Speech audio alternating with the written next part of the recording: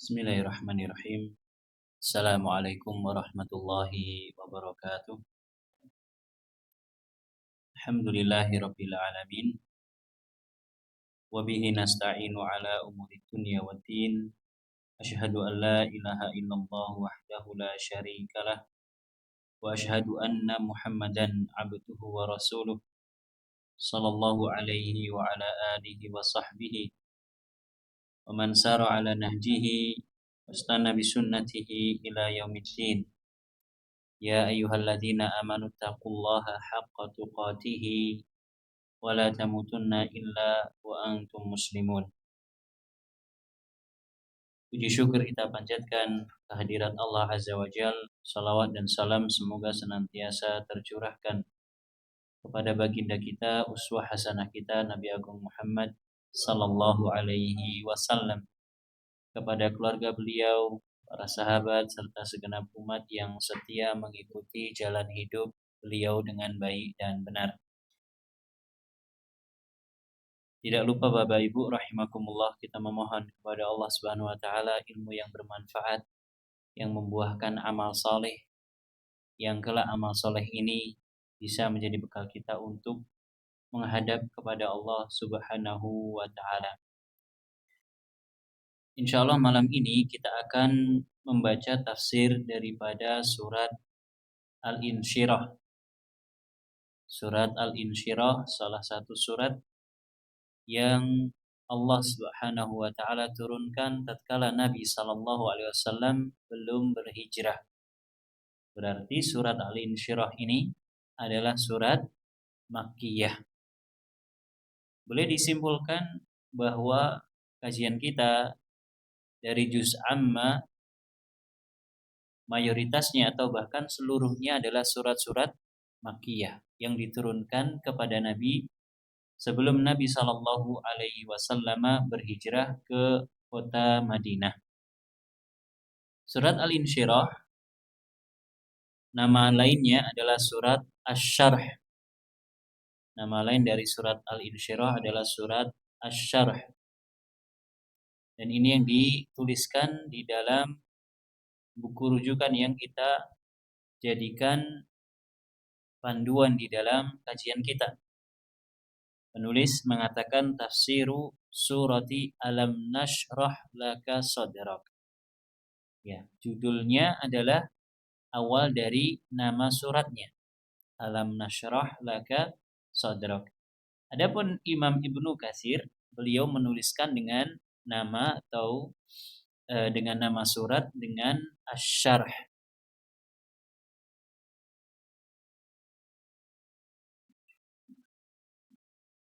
Allah Subhanahu wa taala berfirman di dalam surat Al-Insyirah, Alam nashrah laka sadrak wa wada'na 'anka wizrak alladzi anqadha dhahrak wa rafa'na laka dzikrak fa inna ma'al usri yusra inna ma'al usri yusra fa idza faragta fansab wa ila rabbika farghab. Kata Allah Subhanahu wa taala, Alam nashrah laka sadrak. Artinya, bukankah kami telah melapangkan untukmu wahai Nabi sallallahu alaihi wasallam dadamu. Ini adalah kalimat tanya dari Allah Subhanahu wa taala.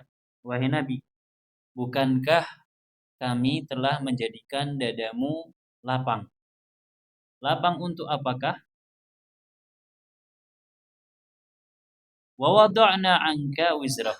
Kita akan baca dulu sampai beberapa ayat.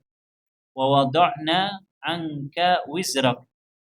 Dan telah kami hilangkan, telah kami letakkan darimu beban-bebanmu. Allazi anqadha dhahrak. Di mana beban tersebut telah menjadikan punggungmu berat. Wa rafa'na laka dzikrak. Dan bukankah kami telah mengangkat penyebutanmu wahai Nabi sallallahu alaihi wasallam? Fa inna ma'al usri yusra. Sungguh bersama dengan kesulitan itu ada kemudahan. Bapak Ibu dan hadirin rahimakumullah, kita akan coba baca tafsir dari ayat yang pertama hingga ayat yang keempat. Ya, jadi sebelum fa inna ma'al usri yusra. Allah berfirman, alam nashrah laka sadrak. Bukankah kami telah menjadikan dadamu lapang wahai Nabi sallallahu alaihi wasallam. Kata Imam Ibnu Katsir, amma syarahna laka sadrak. Ay nawwarnahu wa ja'alnahu fasihan rahiban wasi'an. Bukankah kami telah jadikan dadamu lapang wahai Nabi sallallahu alaihi wasallam. Maknanya kata Imam Ibnu Katsir, nawwarnahu, kami berikan cahaya di dalam hatimu. Bukankah kami telah jadikan hatimu, dadamu itu bercahaya, terang. Wa ja'alnahu fasihan rahiban, dan kami jadikan dadamu lapang, wasi'an, luas. Ini kalimat tanya, namun jawabannya adalah pasti iya. Jawabannya adalah iya. Kata Imam Ibnu Katsir, ini senada dengan firman Allah, qaulihi famay yuridillahu ayyahdiyahu yashrah sadrahu lil Islam. Siapa saja yang Allah kehendaki untuk diberikan petunjuk kepadanya, Allah akan lapangkan dadanya untuk mengenal Islam. Nabi SAW tentunya sebelum diangkat sebagai Nabi, diangkat sebagai Rasul, beliau tidak mengetahui ilmu apa-apa tentang syariat Islam. Ma kunta tadri mal kitab walal iman. Kata Allah, engkau wahai Nabi sebelumnya tidak tahu apa itu Alkitab, apa itu Al-Quran. Demikian pula apa itu keimanan. Nabi nggak tahu. Sampai Allah wahyukan kepada beliau sallallahu alaihi wasallam. Dan dengan diwahyukan Al-Quran kepada Nabi, maka dada Nabi menjadi lapang. Maka kalimat ini, kalimat tanya ini sebenarnya adalah kalimat yang ditujukan kepada Nabi dan kepada kita semua. Yang isinya sebenarnya adalah tentang kenikmatan. Bukankah telah kami berikan kenikmatan kepadamu wahai Nabi dan kepada kalian semua wahai umat Nabi. Berupa apa? Berupa hati, berupa dada yang lapang. Bentuknya seperti apa? Bentuknya tatkala hati kita mau menerima Islam. Karena di dalam surat Al-An'am ayat 125 Allah katakan, sungguh siapa saja yang Allah kehendaki diberikan petunjuk kepadanya, Allah akan antarkan, Allah akan bimbing sehingga dadanya menjadi lapang untuk menerima agama Islam. Ini kita cek diri kita masing-masing. Sejauh mana hati kita mau menerima agama Islam? Sejauh mana hati kita mau pasrah terhadap syariat Islam? Karena terkadang kita, walhamdulillah, sudah seorang muslim, sudah melaksanakan kewajiban-kewajiban kita sebagai seorang muslim. Namun terkadang ada hal-hal yang nyangkut di dalam dada. Aku ya sholat, aku ya poso, tapi lek masalah iki aku urung iso nrimo. Misalkan. Banyak orang yang semacam itu kondisinya. Sholat, Masya Allah, bukan hanya sholat wajib, sholat sunnah, sholat duha dijaga, sholat witir dijaga. Napa malik? Sholat qabliyah subuh dijaga. Tapi dalam beberapa hal dia tidak mau menerima. Ada saja orang yang semacam itu. Maka kita cek. Padahal dengan menerima agama Islam, menerima syariat Islam seutuhnya akan menjadikan hati kita semakin lapang. Akan menjadikan dada kita semakin lapang. Wa kama syarahallahu sadrahu kadzalika ja'ala syar'ahu fasihan wasi'an samhan sahlan la haraja fihi wala isra wala dik. Kata Imam Ibnu Katsir, sebagaimana Allah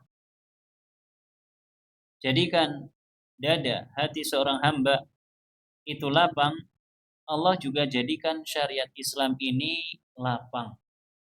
Allah juga jadikan syariat Islam ini lapang. Samhan, mudah.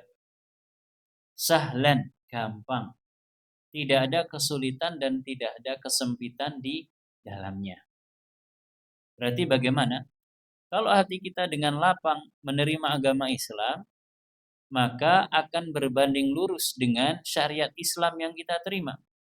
Kalau kita enteng, mudah menjalankan kewajiban kita, perintah yang dibebankan kepada kita, berarti hati kita adalah hati yang lapang. Namun kalau kita berat, rasanya itu ganjel dengan syariat ini, syariat itu, maknanya hati kita adalah hati yang sempit. Maka berbanding lurus antara hati yang atau dada yang lapang dengan syariat Islam yang diterima oleh hati tersebut. Waqila, kata Imam Ibnu Katsir, ada pula yang menafsirkan al-muradu biqaulihi, yang dimaksudkan dari firman Allah alam nashrah laka sadrak, maknanya adalah syarhu sadrihi lailatal isra, yaitu adalah dilapangkannya dada Nabi di malam Isra Mi'raj. Jadi Imam Ibnu Katsir itu, Masya Allah, beliau mengumpulkan beberapa penafsiran. Terkadang beliau pilih salah satu dari penafsiran-penafsiran tersebut. Terkadang beliau lepas. Silahkan pilih sendiri. Ini berarti penafsiran yang kedua.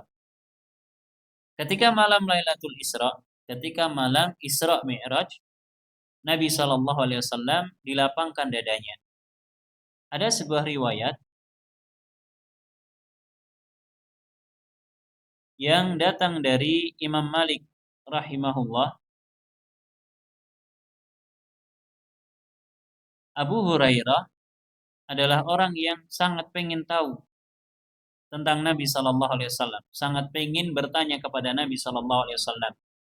An asya la yas'aluhu anha ghairuhu, tentang perkara-perkara yang ada pada Nabi yang jarang atau tidak pernah ditanyakan oleh orang lain. Jadi Abu Hurairah ini penasaran, orang lain tanya ini, tanya itu, Abu Hurairah cari kira-kira apa yang nggak pernah ditanyakan sama orang lain kepada Nabi. Maka Abu Hurairah pun bertanya kepada Nabi Sallallahu Alaihi Wasallam, ya Rasulullah, ma awalu ma ra'aita min amrin nubuwah. Kata Abu Hurairah, wahai Rasulullah, perkara apakah yang pertama kali engkau ketahui dari perkara-perkara kenabian? Nabi Muhammad sallallahu alaihi wasallam sebelumnya beliau adalah manusia biasa. Sebelumnya manusia biasa. Tidak ada yang nyangka beliau akan jadi nabi. Ya kan? Keluarganya orang Quraisy enggak ada yang nyangka. Bahkan beliau sendiri, apakah beliau sadar? Beliau tahu ketika masih kecil akan jadikan nabi? Sadar apa mboten? Tidak. Tidak sadar, tidak tahu.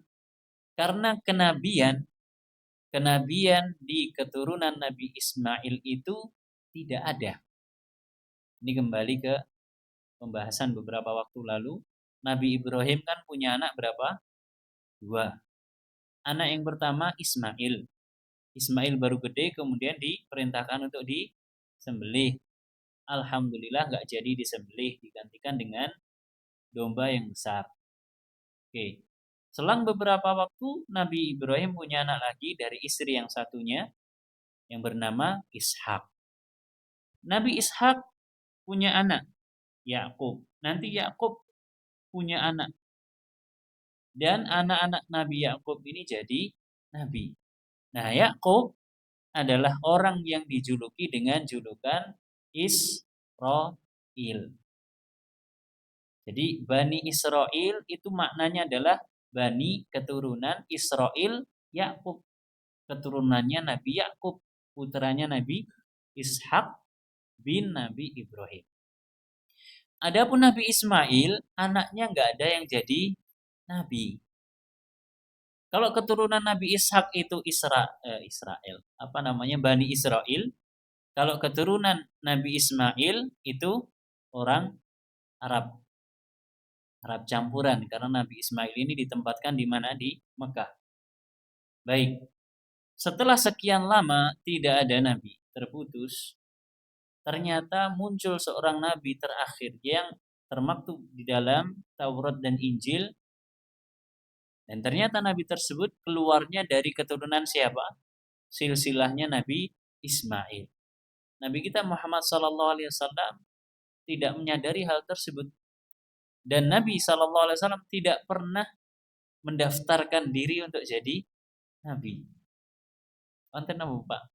Wonten apa mboten Pak pendaftaran jadi nabi? Enggak ada. Nabi enggak pernah mencalonkan. Allah yang pilih. Allah yang pilih. Dan Allah jaga dari semenjak Nabi masih belia sampai akhir hayat beliau. Allah yang jaga. Allah memang persiapkan sebagai utusan yang terakhir. Maka Abu Hurairah bertanya, "Wahai Nabi, setelah engkau menjadi nabi saat ini bahasa saya, bahasa sederhananya. Setelah engkau sekarang jadi nabi seperti saat ini, menurut jenengan apa perkara yang ternyata dulu merupakan tanda kenabian sebelum jenengan diangkat jadi nabi?"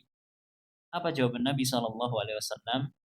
Jawaban Nabi, atau maaf, sebelum Nabi SAW menjawab, maka fastawa Rasulullah SAW jalisan. Nabi duduk.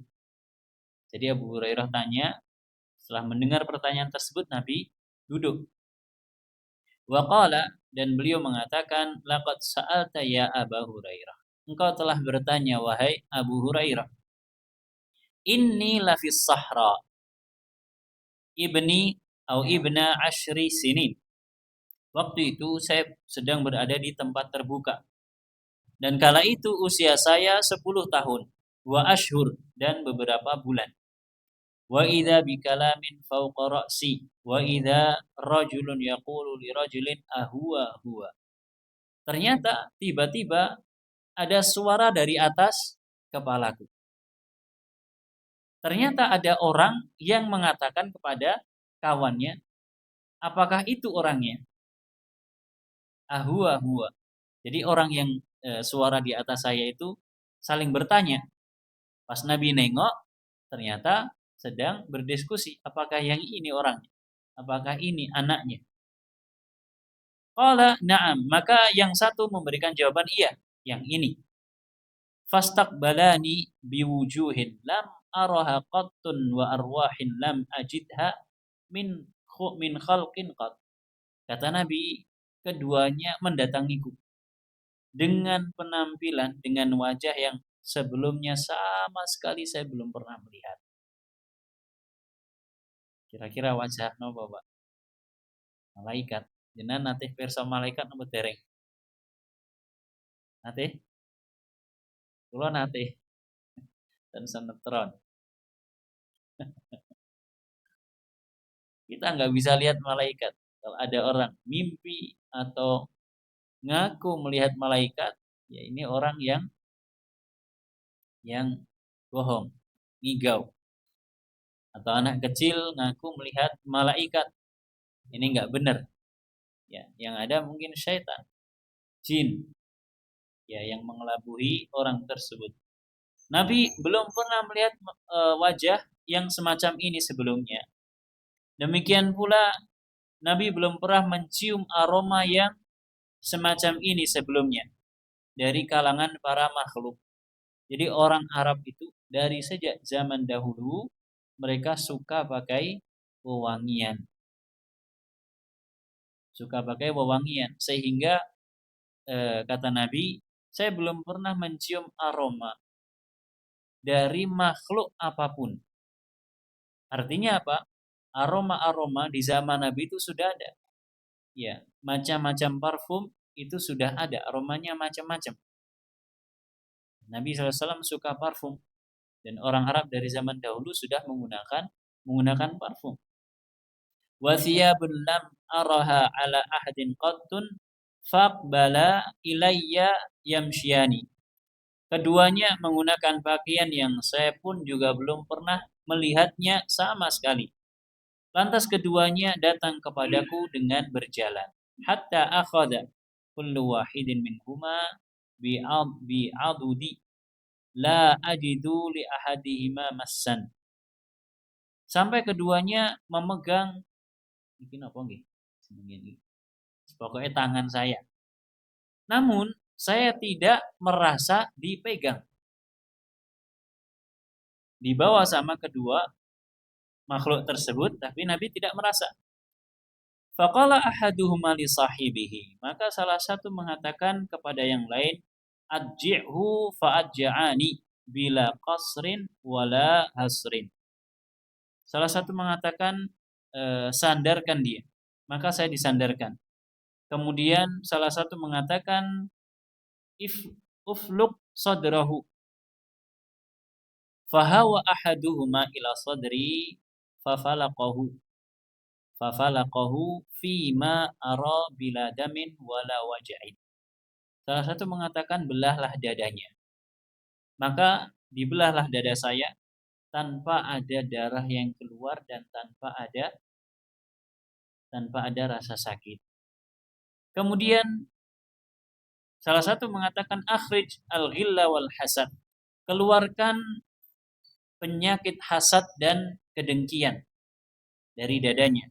Fa akhraja syai'an ka hay'atil 'alaqah thumma nabadaha fatarahaha. Dikeluarkanlah satu benda semacam gumpalan darah. Kemudian dia lemparkan, dia buang. Faqala lahu adkhil ar-ra'fa war-rahmah. Fa idza mithlu alladhi akhraja shibhal fiddah thumma hazza ibhama rijli al-yumna. Faqala ughdu waslim atau waslam. Kemudian didatangkan sesuatu yang lain yang saya lihat itu cemerlang seperti perak, lalu dimasukkan. Setelah itu jempol kaki saya diberikan isyarat dan dia mengatakan bangkitlah dan sehatlah. Faraja'tu biha a'du riqqatan 'ala as-saghiri wa rahmatan lil kabir. Setelah itu saya merasa sangat senang sama anak kecil. Kasih sayang dengan anak kecil dan juga orang-orang yang telah tua. Ini makna dari alam nasyrah laka sadrak. Bukankah kami telah lapangkan untukmu dadamu wahai Nabi sallallahu alaihi wasallam. Berarti ini yang berapa? Yang ketiga. Yang pertama tadi apa? Dilapangkan dadanya untuk Islam. Yang kedua, dilapangkan dadanya ketika malam Isra Mi'raj. Karena Isra Mi'raj pendahuluannya apa? Sebabnya apa? Kenapa Nabi SAW diangkat ke langit? Sebabnya karena istri Nabi meninggal, kakek Nabi meninggal. Maka hati Nabi SAW akhirnya menjadi sempit.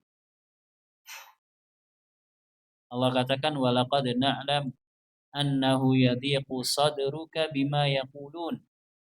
Dan sungguh kami telah mengetahui wahai Nabi bahwa dadamu itu menjadi sempit disebabkan ucapan yang mereka lontarkan. Ucapan orang-orang Quraisy, ejekan, tekanan dari mereka itu menjadikan Nabi dadanya sesak, sempit. Apa hiburan dari Allah? Allah angkat ke langit.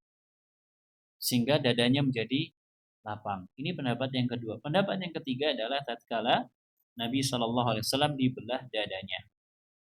Wa wada'na anka wizrak.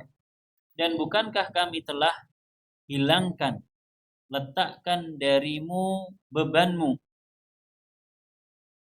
Kata Imam Ibnu Katsir, ini maknanya atau semakna dengan firman Allah dalam surat Al-Fatih ayat 2, liyaghfira lakallahu ma taqaddama min dzambika wa ma ta'akhkhar. Bukankah telah kami hilangkan beban wahai Nabi supaya Allah mengampuni dosamu, baik dosa yang telah lalu ataupun dosa yang akan datang. Alladzi anqadha dhahrak, yang menjadikan beban atas punggungmu. Wa rafa'na laka dzikrak, dan bukankah telah kami angkat penyebutanmu wahai Nabi sallallahu alaihi wasallam. Wa wada'na anka wizrak. Wizrak maknanya adalah dosa-dosa. Alam nashrah laka sadrak, bukankah telah kami lapangkan dadamu wahai Nabi, dan telah kami hilangkan dosa-dosamu. Pertanyaannya Bapak Ibu, apakah Nabi sallallahu alaihi wasallam pernah melakukan dosa? Apakah Nabi pernah melakukan dosa? Nabi kita Muhammad sallallahu alaihi wasallam. Pripun?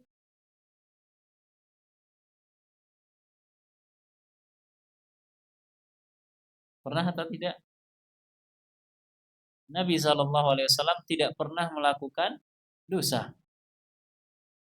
Namun kesalahan Nabi sallallahu alaihi wasallam pernah melakukan. Ya.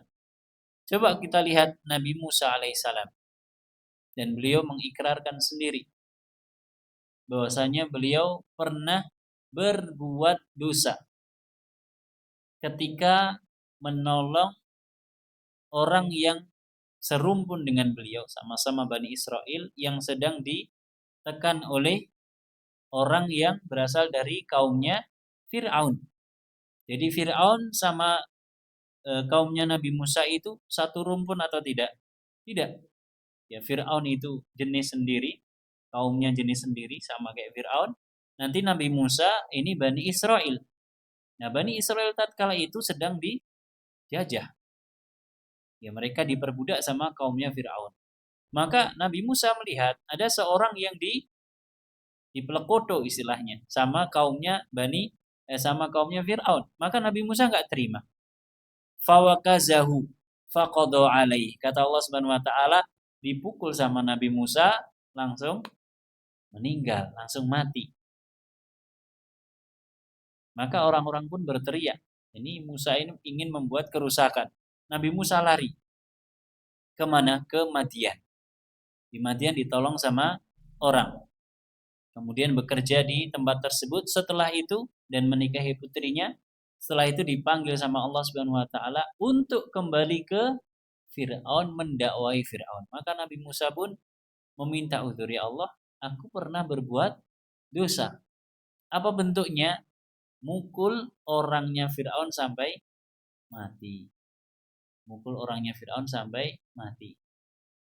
Baik, Nabi kita Muhammad SAW tidak pernah melakukan dosa. Membunuh dosa besar atau dosa biasa? Dosa besar. Nabi kita nggak pernah melakukan dosa besar. Adapun kesalahan, maka Nabi SAW pernah melakukan kesalahan. Pertanyaan berikutnya, kok Nabi melakukan kesalahan? Katanya maksum. Pripun, Pak? Kalau saya jenengan melakukan kesalahan, wajar no wajar? Kok mendel mawon?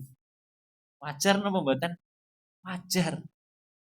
Makanya ibu-ibu jangan protes kalau bapak-bapak diminta ke pasar beli apa, lupa kemudian salah. Wajar, kita manusia biasa. Terjadi kesalahan wajar. Tapi ini Nabi Muhammad SAW melakukan kesalahan. Kok Nabi melakukan kesalahan? Pripun, Pak? Bu? Iya, Nabi melakukan kesalahan, namun di balik itu semua ada hikmah dan tujuan yang Allah inginkan. Ada hikmah dan tujuan yang Allah inginkan.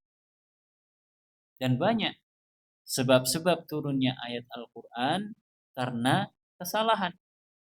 Baik itu dari para sahabat ataupun langsung dari Nabi Shallallahu Alaihi Wasallam. Karena memang ada syariat yang ingin Allah turunkan melalui sebab kesalahan tersebut. Jadi yang maksum, yang dimaksudkan dari perkataan maksum terjaga adalah dari melakukan dosa-dosa besar. Adapun kesalahan-kesalahan, maka Nabi pernah terjatuh dalam kesalahan tersebut. Namun bedanya dengan kita Bapak Ibu, Nabi SAW liyaghfira lakallahu ma taqaddama wa ma ta'akhkhar. Allah ampuni dosa Nabi, kesalahan Nabi yang telah lalu dan yang akan datang. Nah, kalau kita, ada nggak jaminan ampunan untuk dosa-dosa kita? Ada atau tidak? Ada, saya sudah diampuni 2 tahun. Setahun yang lalu dan setahun yang akan datang. Loh, kapan? Loh, kemarin saya puasa Arafah. Gitu. Siapa yang menjamin kalau puasa Arafah kita diterima oleh Allah Subhanahu wa taala? Gak ada jaminannya. Siapa yang yakin kalau puasa Arafahnya diterima? Gak ada yang yakin. Gak ada yang yakin. Itu fadilah yang kita inginkan. Itu keutamaan yang kita inginkan. Tapi memastikan pasti saya diampuni oleh Allah dengan sebab puasa ini, itu adalah sesuatu yang berat. Ya. Adapun Nabi tidak. Dosa-dosa Nabi atau maaf kesalahan-kesalahan Nabi semuanya diampuni Allah Subhanahu wa taala. Wa rafa'na laka dzikrak, dan bukankah kami telah angkat penyebutan wahai Nabi sallallahu alaihi wasallam. Imam Ibnu Katsir mengatakan Mujahid ini adalah seorang ahli tafsir dari kalangan tabi'in, muridnya Ibnu Abbas. Kata Mujahid, la adzkur illa dzukirta ma'i asyhadu an la ilaha illallah wa asyhadu anna Muhammadan Rasulullah. Makna dari wa rafa'na laka dzikrak, dan bukankah telah kami angkat penyebutan wahai Nabi sallallahu alaihi wasallam? Maknanya apa? Maknanya aku, Allah Subhanahu wa taala, tidak menyebutkan namaku kecuali namamu pun wahai Nabi Muhammad sallallahu alaihi wasallam juga disebutkan. Kemudian kata Imam Mujahid, asyhadu an la ilaha illallah wa asyhadu anna Muhammadan Rasulullah. Qatadah mengatakan, Qatadah ini sama seorang tabi'in, rafa'allahu dzikrahu fid dunya wal akhirah. Berarti ini pendapat yang kedua. Allah mengangkat penyebutan nama Nabi di dunia dan di akhirat.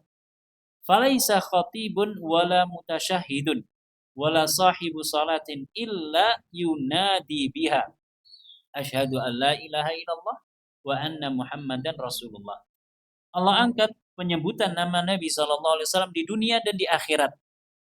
Maka tidak ada seorang khatib pun, tidak ada seorang yang sedang melakukan tasyahud, tidak pula orang yang sedang sholat, kecuali dia pasti memanggil nama Nabi. Sawi Pak jenengan sholat tidak menyebut nama Nabi dalam sholat jenengan, sah napa batal? Boten usah tasyahud. Jadi di skip tasyahudnya. Ya, at-tahiyatu lillahi wa shalawatu wa thayyibat. Pas tasyahud, asyhadu alla ilaha illallah. Pun tuking riu. Syahadat nabinya tidak diikutkan. Sah nama mboten? Tidak sah. Ya, tidak sah. Maka Allah Subhanahu wa taala angkat penyebutan nama Nabi sallallahu alaihi wasallam. Di antaranya kapan?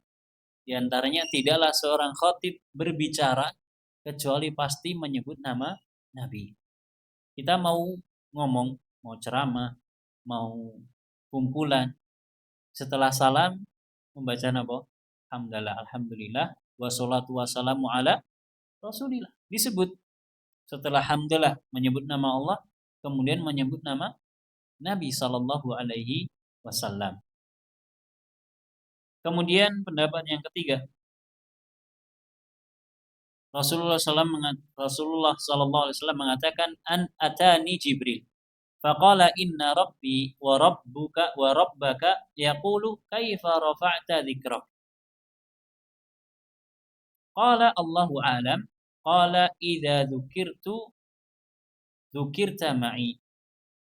Kata Jibril kepada Nabi, Jibril datang kepada Nabi kemudian mengatakan, bagaimana engkau diangkat penyebutanmu, namamu disebutkan terus-menerus. Maka Nabi mengatakan, saya tidak tahu, Allahu a'lam. Kata Jibril, idza dzukirta ma'i. Allah mengatakan, jika namaku disebut, maka namamu wahai Nabi pun juga akan disebutkan. Kemudian yang terakhir Nabi sallallahu alaihi wasallam pernah berkata, qala Rasulullah sallallahu alaihi wasallam, sa'altu rabbi mas'alatan Waditu anni lam as'alhu. Kata Nabi, saya pernah bertanya kepada Allah Subhanahu wa taala.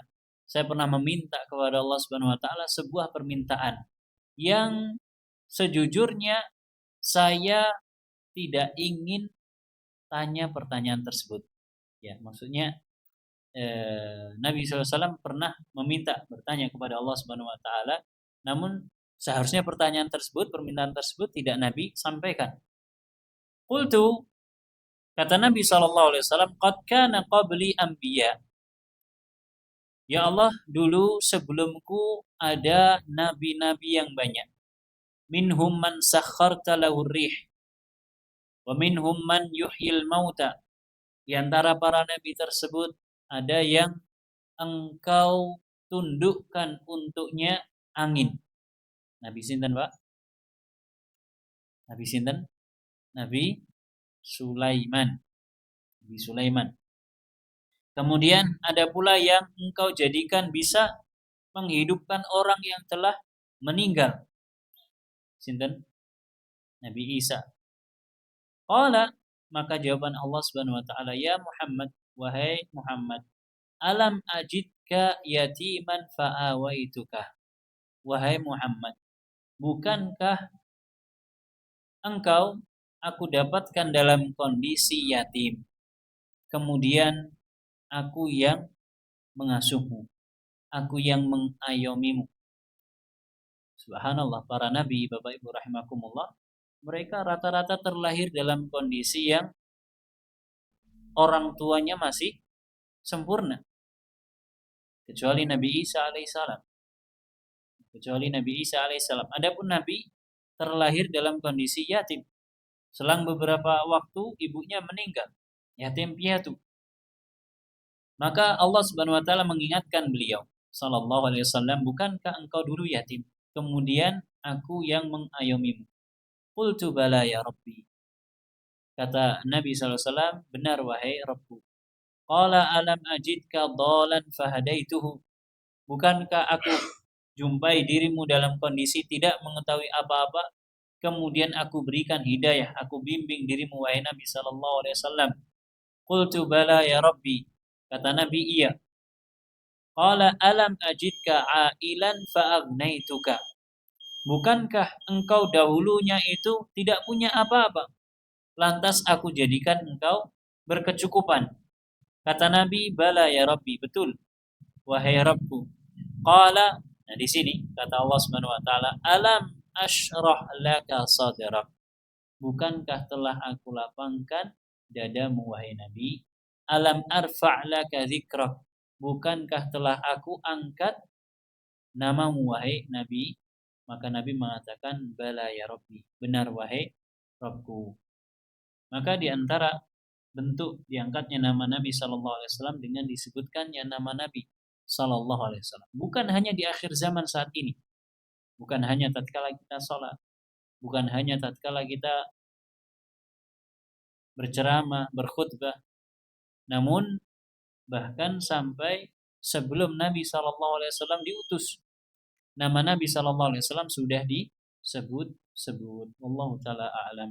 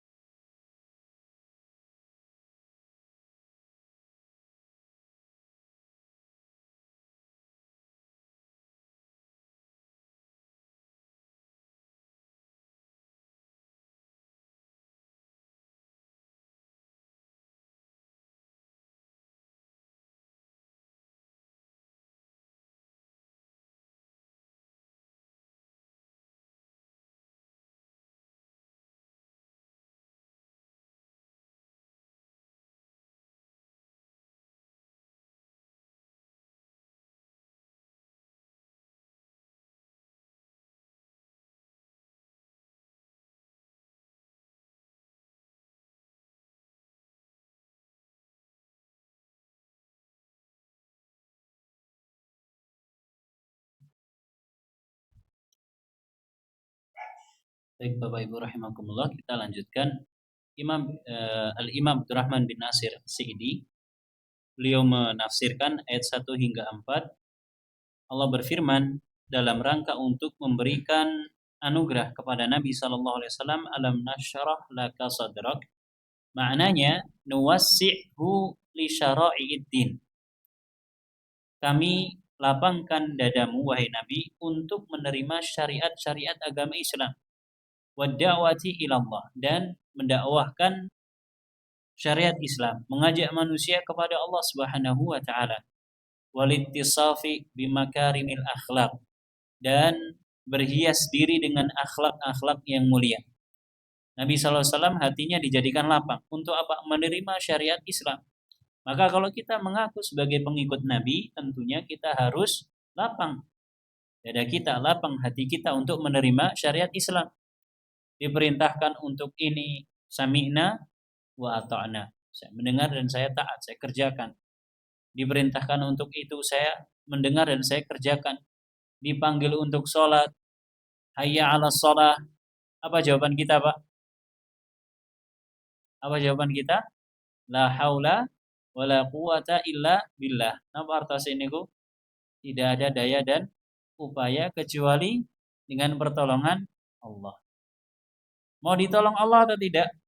Mau berangkat sholat, tidak mau ditolong Allah, tidak ada daya dan upaya kecuali dengan pertolongan Allah. Saya nggak dapat pertolongan, makanya nggak berangkat sholat. Ya nggak seperti itu.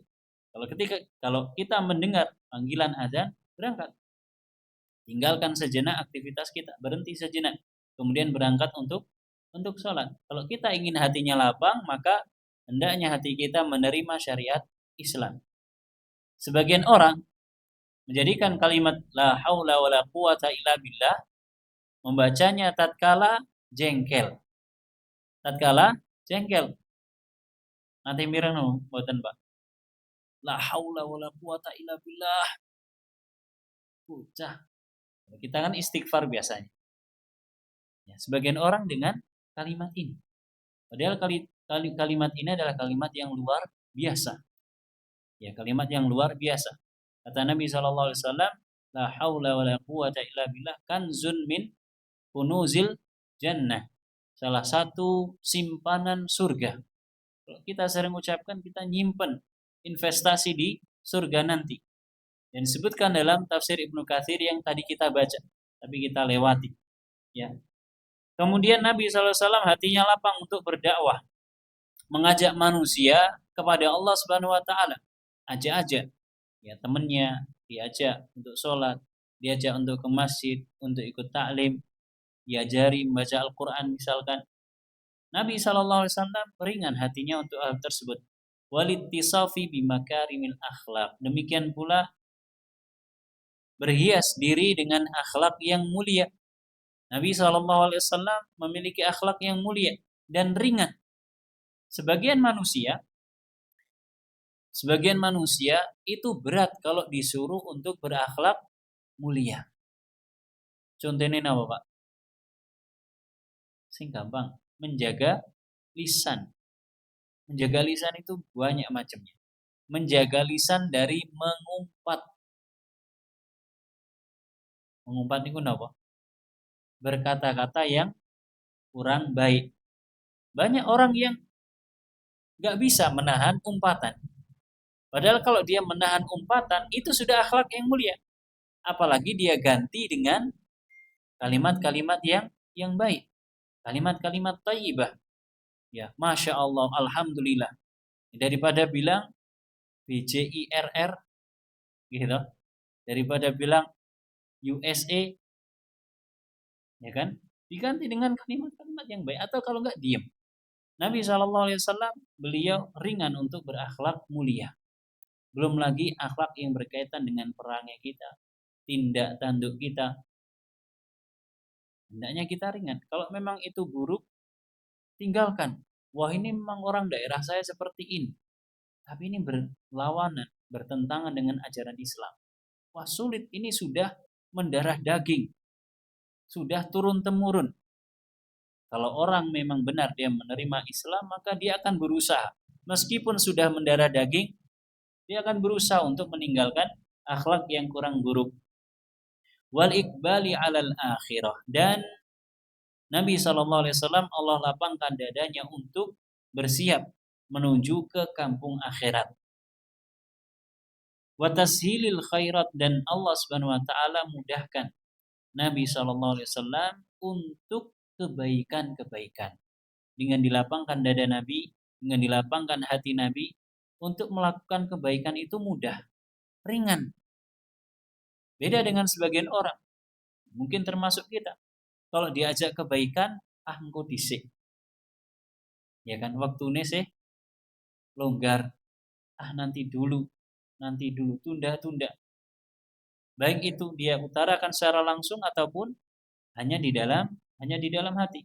Falam yakun dayiqan harajan, la yakadu yanqadu li khairin wa la takadu tajiduhu mumbasitan. Nabi SAW hatinya tidak pernah sempit, merasa sesak untuk mendapatkan kebaikan. Wa wada'na 'anka wizrak ay dzambak, dan kami telah meletakkan darimu wahai Nabi wizrak, maknanya adalah dzambak, dosa-dosamu, alladzi anqada asqala zahrak, yang telah membebani pundakmu. Ya, sebagaimana Allah katakan, liyaghfirallaka Allahumma taqaddama min dzambihi wa ma ta'akhkhar. Kemudian yang terakhir, wa rafa'na laka dzikrak, dan kami telah angkat untukmu penyebutanmu. Kata Imam Abdurrahman bin Nasir As-Sa'di, a'laina qadrak, kami telah tinggikan kadarmu wahai Nabi. Wa ja'alna lakas sana'al hasan al-ali, kami jadikan pujian sanjungan yang baik lagi tinggi untuk Nabi sallallahu alaihi wasallam. Setiap muslim, setiap mukmin pasti akan menyanjung, memuji Nabi sallallahu alaihi wasallam. Bayangkan Pak, orang-orang yang suka dalam tanda kutip membuat solawatan atau suka solawatan. Apa tujuannya? Kenapa mereka melakukan itu? Karena ingin memuji Nabi Sallallahu Alaihi Wasallam, karena ingin menyanjung Nabi, karena kecintaan mereka yang kuat kepada Nabi Sallallahu Alaihi Wasallam, sampai mereka melakukan hal tersebut. Bukan saya bermaksud yuk kita membuat sholawatan untuk Nabi, bukan. Tapi itu adalah faktor mereka. Allah angkat penyebutan nama Nabi Sallallahu Alaihi Wasallam. Wa ja'alna lakas sana'al hasan al-ali alladzi lam yasil ilaihi ahadun minal khalqi, yang seorang makhluk pun belum pernah sampai pada derajat tersebut. Nabi Adam belum, Nabi Nuh belum, Nabi Ibrahim masih di bawahnya, malaikat Jibril tidak. Siapa Pak di antara kita yang lebih sering menyebut nama manusia melebihi namanya Nabi? Jangan bilang MBG loh, nggih. Jangan bilang MBG. Nama Nabi SAW senantiasa kita sebut. Senantiasa kita sebut. Ya. Mana tadi? Fala yudhkarullahu illa dzukira ma'ahu rasuluhu. Tidaklah nama Allah disebutkan kecuali pasti nama Rasulnya pun, Rasul Muhammad SAW juga disebutkan. Kama fid dukhuli fil Islam. Contohnya yang pertama, orang yang mau masuk Islam, syahadatnya berikut: asyhadu an la ilaha illallah wa asyhadu anna Muhammadan Rasulullah. Kalau orang syahadatnya hanya depan saja, asyhadu an la ilaha illallah, orang Nasrani pun juga seperti itu. Mereka bersyahadat ketuhanan, keilahan Allah Subhanahu wa taala, tapi kenabian, kerasulan Muhammad mereka mengingkari. Maka dua-dua dari syahadat ini harus ada. Kemudian fil adzan, ketika azan ada syahadatnya membuat ada. Wonten mboten azan tanpa syahadat? Enggak ada. Wal iqamah, iqamat, wal khutbah wa ghairu dzalika minal umuri allati a'lallahu biha dzikra rasulih Muhammadin. Dan tempat yang lain yang Allah angkat penyebutan nama Nabi sallallahu alaihi wasallam. Walahu fi qulubi ummatihi minal mahabbah wal ijlal. Dan Nabi di hati para makhluknya merupakan makhluk yang dicintai dan diagungkan. Tidak ada seorang hamba muslim mukmin kecuali pasti ada kecintaan dan pengagungan kepada Nabi Muhammad sallallahu alaihi wasallam. Bahkan Mbak pernah saya bertanya di majelis macam ini, pengen menapa mboten kepanggih kali Allah Subhanahu wa taala. Diam semua. Ketika saya tanya, pengen nggak ketemu sama Rasulullah Muhammad SAW? Pengen. Kecintaan, kerinduan mereka kepada Rasulullah sangat besar. Sampai lupa. Seharusnya lebih kita rindukan siapa? Allah Subhanahu wa taala. Saking besarnya kerinduan kepada Nabi sallallahu alaihi wasallam, wa ta'zim, pengagungan kepada beliau, ma laisa li ahadin ghairuhu ba'dallahi taala. Yang tidak mungkin diberikan kepada seorang setelah Allah Subhanahu wa taala. Nah, harus kita agungkan. Yang pertama jelas Allah Subhanahu wa taala. Yang kedua Rasulullah sallallahu alaihi wasallam. Bahkan orang tua kita tidak boleh lebih kita agungkan melebihi Rasulullah Muhammad sallallahu alaihi wasallam. Wa jazahullahu an ummatihi afdhala ma juziya nabiyyan an ummatihi. Semoga Allah memberikan balasan yang terbaik kepada Nabi sallallahu alaihi wasallam. Demikian wallahu taala alam, mudah-mudahan bermanfaat. Mohon maaf kiranya ada kesalahan dan kekurangan. Kita akhirkan dengan baca doa kafaratul majlis. Subhanakallahumma wa bihamdika asyhadu an la ilaha illa anta astaghfiruka wa atubu ilaik. Sallallahu ala nabiyyina Muhammad wa ala alihi wa sahbihi wa sallama tasliman katsira. Wassalamualaikum warahmatullahi wabarakatuh.